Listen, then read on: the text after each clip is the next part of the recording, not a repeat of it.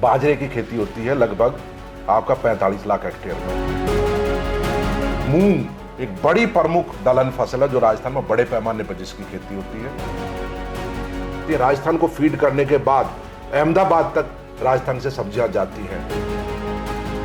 कृषि विश्वविद्यालय जॉबनेर आपके लिए है और आप हमारे से जुड़िए तो आपकी आर्थिक तरक्की होगी। सूखे और कम पानी से जूझ रहे राजस्थान में खेती कैसे होती है, खेती में कितनी प्रगति है, इस संबंध में हम बात करने के लिए हमारे साथ हैं जॉबनेर कृषि विश्वविद्यालय के वीसी डॉक्टर बलराज सिंह, जिनसे हम समझेंगे कि राजस्थान एग्रीकल्चर में कैसे प्रगति कर रहा है। यहाँ पे सबसे ज़्यादा यूनिवर्सिटीज़ हैं देश भर में, हर राज्य से सबसे ज़्यादा कॉलेजेस हैं और लोग यहाँ पे काफ़ी प्रगतिशील हैं। इस सब सारी जो है चर्चाओं पे हम प्रकाश डालेंगे। सर, आपका गांव जंक्शन में स्वागत है। ये राजस्थान जो कहा जाता है कि बहुत ही क्लाइमेटिक कंडीशंस से काफ़ी एडवर्स हैं, काफ़ी मुश्किलात हैं, आता भी रहता है, लेकिन यहाँ पे बागवानी अच्छा काम करती है, किसान काफ़ी प्रोग्रेसिव हैं यहाँ पे। इसके पीछे कितना जो जोर है सरकारों का, यहाँ के इंस्टीट्यूट्स का, यहाँ की जो एग्रीकल्चर यूनिवर्सिटीज़ का? देखिए, बिल्कुल वास्तविकता में राजस्थान में विषम परिस्थितियां हैं। राजस्थान देश में भौगोलिक क्षेत्र के हिसाब से सबसे बड़ा राज्य है और मैं बताऊंगा यहाँ का जो आधार है वो लाइव स्टॉक है, पशुधन है। विषम परिस्थितियां होने के बाद कई बार क्या होता है कि खेती मान लिया आपकी असफल हो गई, खत्म हो गई, नहीं हो पाया, और ये होता भी है, तो पशुधन आपको बचा लेता है, आर्थिक दृष्टि से आपको मजबूत रखता है। जहाँ तक कृषि की बात है तो कृषि में राजस्थान में बड़ी अच्छी प्रगति जो आप बात कर रहे हैं हर क्षेत्र में हो रही है और उसका कारण है राजस्थान प्रदेश में बढ़ता कृषि अनुसंधान और विकास। इस अनुसंधान और विकास में साथ साथ एजुकेशन, शिक्षा की आपने बात की, इसके लिए 5 कृषि विश्वविद्यालय राजस्थान में काम कर रहे हैं और 2 पशु चिकित्सा विश्वविद्यालय भी राजस्थान में स्थापित किए गए हैं। तो टोटल मिला के 7। अगर मैं बात करूं यूनिवर्सिटियों के अंडर कितने कॉलेजेस हैं, सरकार के जो हायर एजुकेशन के पास कितने कॉलेज ऑफ एग्रीकल्चर हैं जो एग्रीकल्चर में एजुकेशन को इम्पार्ट करते हैं, तो लगभग 60 से ज़्यादा कॉलेज जो कि या तो कृषि विश्वविद्यालयों के पास, जैसे SKNU जॉबनेर जो हमारा है यूनिवर्सिटी है, हमारे खुद के 15 कॉन्स्टिट्यूएंट कॉलेज हैं और हमारे ही कार्य क्षेत्र में 13 राज्य सरकार के हायर एजुकेशन के पास कॉलेज ऑफ एग्रीकल्चर है, 12 प्राइवेट कॉलेज है, तो टोटल 40 का एग्जाम मेरी यूनिवर्सिटी कराती है। इसी प्रकार से पूरे प्रदेश में अगर मैं बात करूं तो 60 से ज़्यादा कॉलेजेस हैं, चाहे वो यूनिवर्सिटी के हों चाहे हायर एजुकेशन के हों, और प्राइवेट का नंबर अगर मैं करूं और प्राइवेट यूनिवर्सिटी काउंट करूं तो टोटल नंबर 100 से ज़्यादा जाता है। 20 से ज़्यादा यूनिवर्सिटियाँ हैं जो एग्रीकल्चर एजुकेशन के अंदर काम कर रही हैं, शिक्षा दे रही हैं, और करीब करीब 20 से ज़्यादा प्राइवेट कॉलेज पूरे प्रदेश में कार्यरत हैं जो कृषि शिक्षा को आगे बढ़ा रहे हैं। तो कृषि शिक्षा के हिसाब से राजस्थान बहुत अग्रणी प्रदेश है देश के अंदर। अनुसंधान की अगर मैं बात करूं, कृषि के बढ़ते कदमों की बात करूं, तो राजस्थान देखिए आप, अभी खरीफ का मौसम शुरू होगा तो खरीफ में बाजरा यहाँ की बड़ी प्रमुख फसल है और राजस्थान के सारे डिस्ट्रिक्ट्स, बाड़मेर, जैसलमेर, आप जयपुर की बात करें, आप दौसा की, अलवर की बात करें, सब जिलों में बाजरे की खेती होती है लगभग आपका 45 लाख हेक्टेयर में, लगभग ऑन एन एवरेज। ज़्यादा भी होती है, कम भी होती है। फिर इसके अलावा आपका मूंग है, मोठ है, तिल है, ये बड़ी महत्वपूर्ण फसलें हैं। अब इसमें दलहन आ गई 2, मूंग और मोठ। उड़द भी होती है लेकिन कम पैमाने पर होती है कोटा संभाग में, साउथ राजस्थान में। लेकिन मूंग एक बड़ी प्रमुख दलहन फसल है जो राजस्थान में बड़े पैमाने पर जिसकी खेती होती है। मोठ जिससे बीकानेरी भुजिया बनती है वो एरिड लेग्यूम है, वो भी बड़े पैमाने पर राजस्थान में खेती होती है। इसके अतिरिक्त तिल की खेती होती है, सोयाबीन की खेती यहाँ होती है, ऑयल सीड क्रॉप हो गई दोनों की दोनों। अब बात आती है खरीफ के बाद बाजरा मेन फसल है ही। अब बात आती है सर्दी में। सर्दी में राजस्थान में बड़े पैमाने पर चने की खेती होती है, पल्सेस की अगर बात करें, आपकी मसूर की खेती होती है। इसके अतिरिक्त रेपसीड एंड मस्टर्ड, तिल की बात, तेलों की बात करें, खाने के तेल की, तो रेपसीड मस्टर्ड बड़े पैमाने पर राजस्थान में होती है। ठीक है, मूंगफली की खेती खरीफ में मैं भूल गया वो बताना। मूंगफली का बहुत बड़ा रकबा राजस्थान के अंदर है जो कि ऑयल सीड क्रॉप है। ठीक है, तो ये भी एक प्रमुख फसल है। सर्दी में गेहूं है, जौ है, चना है, आपका जो है ना रेपसीड एंड मस्टर्ड है, तारा मीरा है, और इसके अलावा राजस्थान जो है कटोरा है सीड स्पाइसेस का, जिसमें जीरा, धनिया, सौंफ, मेथी, अजवाइन, कलौंजी, विलायती सौंफ, सोआ, ये चीजें आती हैं। इसके अतिरिक्त अगर मैं बात करूं, ये तो हो गई कॉमन क्रॉप्स, मेडिसिनल प्लांट का गढ़ है राजस्थान। अश्वगंधा की बात करें तो नागौर में जो अश्वगंधा, जो क्वालिटी, जो एल्कलॉइड्स वहां डेवलप होते हैं, वो पूरी दुनिया में वहां की climatic condition, micro climate, soil, पानी के कारण और कहीं डेवलप नहीं हो सकते। इसी तरीके से दूसरे मेडिसिनल प्लांट भी बड़ी प्रीडोमिनेंटली यहां ग्रो होते हैं। अगर मैं बात करूं फ्रूट्स की, तो फ्रूट्स में अगर मैं चर्चा करूं 1990 की मान लिया, तो राजस्थान में अनार का क्षेत्रफल मात्र 200, 400, 500 हेक्टेयर था, और आज 16, 17, 18 हजार हेक्टेयर में अनार की खेती राजस्थान में हो रही है। पश्चिमी राजस्थान, बाड़मेर, जिसको लोग रेगिस्तान बोलते हैं, वहां पे कटोरा बन गया अनार पैदा करने का। बालोतरा, जालौर, जैसलमेर, फलौदी, आपका बीकानेर, आपका नागौर, आपका सीकर, पूरे अक्रॉस द स्टेट अनार की खेती हो रही है, और बेहतरीन क्वालिटी का अनार यहाँ के किसान पैदा कर रहे हैं। डेट पाम की खेती यहाँ होती है, आपका बेर प्रमुख फसल है, एरिड फ्रूट्स की अगर बात करें, बेल पत्थर यहाँ होती है, आपका आंवले की खेती बड़े पैमाने पर राजस्थान में होती है। राजस्थान के अंदर अगर मैं बात करूं गंगानगर, उधर हनुमानगढ़, तो किन्नौ है बड़े पैमाने पर। अगर दक्षिणी राजस्थान की बात करूं झालावाड़, इस दर की तरफ, तो वहां पर संतरा होता है। और बीच के अंदर आपका नींबू के ऑर्चार्ड्स, अलवर में, सीकर में, कोटपुतली के आसपास नींबू की उसकी डिमांड को देखते हुए दिल्ली में डिमांड है, ऑर्चार्ड निकल के आ रहे हैं, सामने बगीचे आ रहे हैं।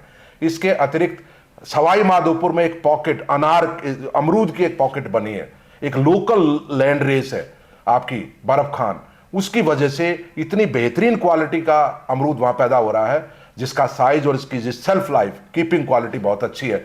और जो सिर्फ जयपुर को ही नहीं खा रहे लोग, दिल्ली तक जाता है, गुड़गांव जाता है, उदयपुर जाता है, और फार्मर्स उसका बहुत अच्छा आर्थिक दृष्टि से फायदा उठा रहे हैं।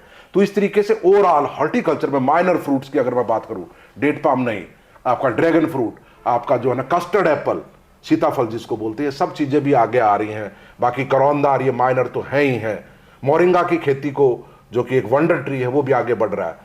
इसके अतिरिक्त अगर मैं बात करूं तो ओवरऑल राजस्थान में कृषि के क्षेत्र में बड़ा प्रगति हो रही है, और इतनी विषम परिस्थितियां वहां होते हुए, बालू रेत है, बहुत कमजोर जमीन है, ऑर्गेनिक मैटर नहीं है, वाटर होल्डिंग कैपेसिटी नहीं है, पानी नहीं है जमीन में, उसके बावजूद बड़े पैमाने पर सब्जियों की खेती होती है। राजस्थान जाना जाता है बेल वाली सब्जियों के लिए, राजस्थान का शाहपुरा का इलाका जाना जाता है टिंडे के लिए, राजस्थान का मथानिया का इलाका जोधपुर का जाना जाता है मिर्च के लिए, मिर्ची बड़ा के लिए। पाली के अंदर एक वो है रायपुर रानी, वो जानी जाती है मिर्ची का अचार के लिए, जो है ना मिर्ची वहां के लिए जानी जाती है। और टोंक का इलाका जो रिवर बेड कल्टीवेशन है, वो तरबूज और खरबूजे के लिए जाना जाता है। तो ओवरऑल बहुत बड़े पैमाने पर सब्जियों की खेती हो, दिल्ली में भी सब्जी जाती है, जयपुर में भी आती है, राजस्थान को फीड करने के बाद अहमदाबाद तक राजस्थान से सब्जियां जाती हैं। और अब प्रोटेक्टेड कल्टीवेशन भी बड़े पैमाने पर आगे निकल कर आ रहा है, जिसकी मेरी एक्सपर्टाइज है खुद की पूसा संस्थान में काम करने के बाद। और हमारे जॉबनेर के करीब 12-15 किलोमीटर दूर एक गांव विषम परिस्थितियों में डेवलप हुआ, बस्सी झाझड़ और बसेड़ी गांव, जिसमें एक ही गांव में लगभग 1000-1200 ग्रीन हाउस है, कोई पानी नहीं है जमीन में। हर किसान के पास अपना जो ना वाटर हार्वेस्टिंग पॉन्ड है, तालाब है, और तालाब छोटे नहीं है, 1 करोड़ से लेकर 5 करोड़ लीटर तक के तालाब है, और हर किसान के पास 5, 7, 10 एकड़ तक के ग्रीन हाउसेज है। और प्रोटेक्टेड कल्टीवेशन का हार्श कंडीशन में, हार्श कंडीशन मीन्स सर्दी में टेम्परेचर कई बार -4 जाता है, गर्मी में 50 डिग्री को टच करता है, बालू रेत है, सैंडी सॉइल्स है, बिल्कुल वाटर होल्डिंग कैपेसिटी नहीं है, और ऑर्गेनिक मैटर बहुत पुअर है। तो ऐसी स्थिति में भी most successful model protected cultivation का, संरक्षित खेती का अगर को कहे, तो बस्सी झाझड़ा बसेड़ी गांव है, जिसको मिनी इजराइल के नाम से भी जानते हैं लोग। तो इस तरीके से राजस्थान हर क्षेत्र में खेती के में प्रगति कर रहा है, चाहे हाईटेक हॉर्टिकल्चर हो, चाहे एरिड फ्रूट्स की बात हो, चाहे वो सब्जियों की बात हो, बीजीय मसाला फसलों की बात हो, औषधीय पौधों की बात हो, अन्न की बात हो, श्री अन्न की बात हो, दलहन की बात हो, तिलहन की बात हो, हर क्षेत्र में राजस्थान प्रगति कर रहा है। और अब जहां तक अनुसंधान की बात है, हमारा कृषि विश्वविद्यालय जो SKNU जॉबनेर है, जहां बैठे अभी ये कैंपस रारी दुर्गापुरा का है, इस कैंपस के अंदर अब बहुत महत्वपूर्ण काम अनुसंधान का जो पूसा संस्थान देश के लिए कर रहा है, वही काम रारी दुर्गापुरा इस प्रदेश के लिए कर रहा है। कृषि क्षेत्र में अनुसंधान में गेहूं के अंदर हम लीडर हैं अनुसंधान में। इतनी बेहतरीन वैरायटी रारी दुर्गापुरा से हमने दी है। लेट शॉन हमारी जो है ना सीरियल सिस्ट नेमेटोड रेसिस्टेंस या सेलिनिटी टॉलरेंट, अब टर्मिनल हीट पर हम काम कर रहे हैं। हवा निकल जाती है, एकदम से टेम्परेचर शूट अप कर जाता है, गेहूं के ऊपर दाना पिचक जाता है, श्रिंक हो जाता है, ईल्ड लॉस होता है, क्वालिटी को लॉस होता है। जौ में तो हम लीडर हैं देश के अंदर। जौ के अंदर अलग अलग सेगमेंट में हमने बहुत बेहतरीन variety, feed barley, dual purpose barley, malting type जो माल्टिंग इंडस्ट्रीज को जाता है, आपका बॉर्नविटा, माल्टोज, ये बहुत सारी चीजें बनती हैं, बच्चे पीते हैं जो टॉनिक्स वगैरह। और इसके अलावा जो बियर बनती है उसमें हमारी 2 वैरायटी प्रोमिनेंट वैरायटी जाती हैं। इसके अलावा feed barley, dual purpose barley, malting barley, अब हम काम कर रहे हैं फूड बार्ले।